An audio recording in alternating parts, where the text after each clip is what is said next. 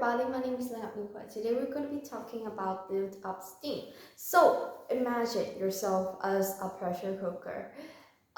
Whenever you're cooking something super hot, you're going to be seeing the steam that blows up on the pot lid, right?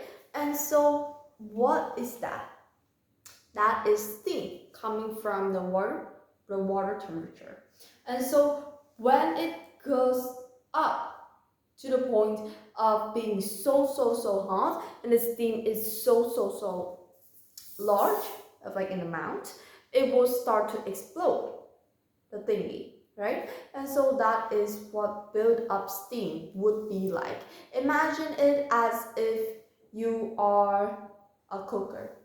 Build up steam in this scenario is gonna be the anger, the things that make you sad, the things that make you feel annoyed.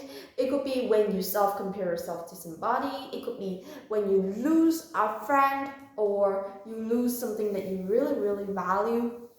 Or it could be when simply somebody made fun of you, somebody that kind of like hurt you.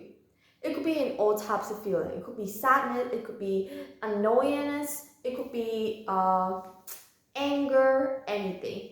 And so that's going to one day eventually build up in yourself. So there comes the build up steam. So how do we actually deal with it? And so build up steam, again, remember, is the things that annoy you. And one time it will start to gather up. Imagine yourself as a water bottle, right? Without the lid on. You continue to pour water in as the more anger that you put in yourself, the more water you pour in. And one time the water will start to eventually leak out because there's no more space, right? And that means that one day it will erupt.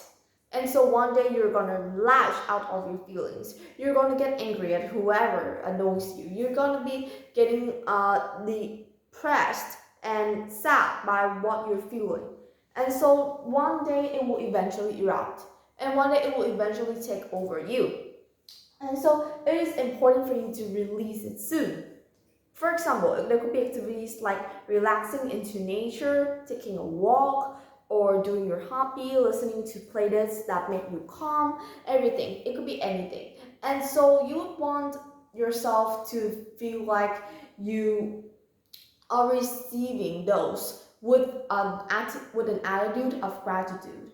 So when you're able to be gratitude, when you're able to be grateful of things that you get, then those things will eventually take over those things that make you angry, that make you irritated. And that is when you would be able to gather up your steam.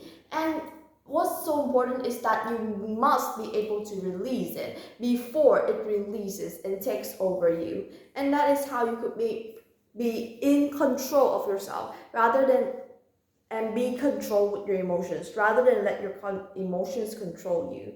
Thank you for listening and goodbye.